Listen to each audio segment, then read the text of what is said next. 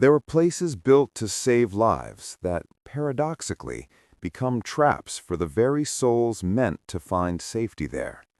Few tales embody that paradox more chillingly than the story of the lighthouse on Blackwater Rock.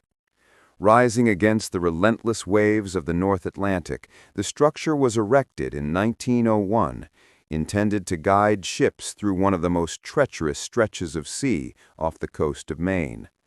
But within years of its completion, the lighthouse became infamous, not for the ships it saved, but for the men who vanished inside its walls. The inaugural keeper was a man named Jonathan Hale.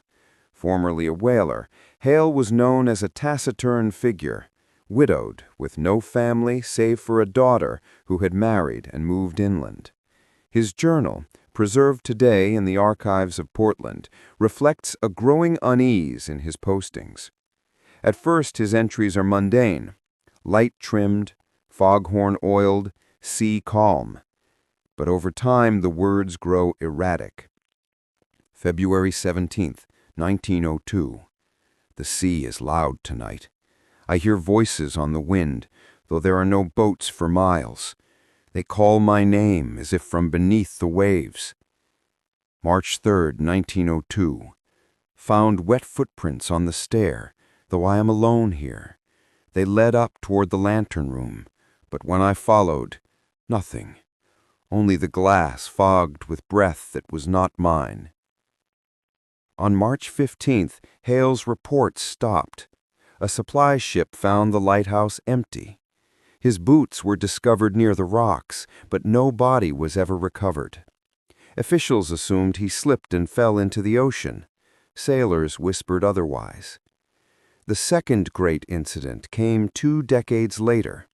In 1924, 3 keepers, Matthew and Daniel Price, along with a younger assistant, Owen Fletcher, manned Blackwater Rock.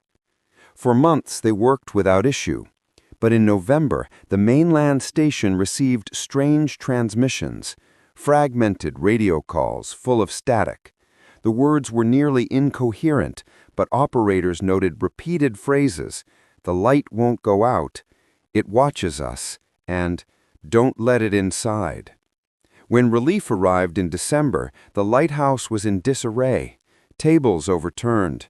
The glass of the lantern cracked from within, as though struck repeatedly. No sign of the men. Only a logbook remained, pages soaked with seawater, though the room was dry. The final entry, dated December 2nd, read, "It's in the mirror of the lamp. God help us all." By the 1930s, Blackwater Rock had gained a reputation among sailors as cursed. Fishing boats avoided its shadow. Children dared each other to walk the cliffs and listen for whispers carried on the wind. Some swore the beacon turned itself on, even when unlit, a pale eye scanning the ocean, searching for something. A folklorist, Dr. Amelia Grant, collected testimonies in 1946. One fisherman described, "At night, when fog sets in, you'll see not one beam, but 2. One from the lamp, the other lower, like it's searching you out. And if that second beam touches you, you'll dream of drowning men clawing at your bed." Despite the tales, the U.S. Coast Guard recommissioned the site in 1961 during heightened maritime traffic. 4 officers were stationed for 6 months. 3 rotated out safely. The 4th, Officer Peter Callahan, never returned. His bunk was found neatly made. His logbook ended abruptly, mid-sentence. "The waves are not waves, they are hands." What unnerved investigators most was the state of the radio room. Every dial, every instrument had been shattered outward as if from a concussive force inside the devices themselves. Blackwater Rock was automated in 1974, yet even machines fail there. Technicians complain of corrupted wiring, blown fuses, and lights turning themselves on long after the circuits are severed. In 1998, a drone camera sent to inspect the lantern captured frames of something pressed against the inner glass.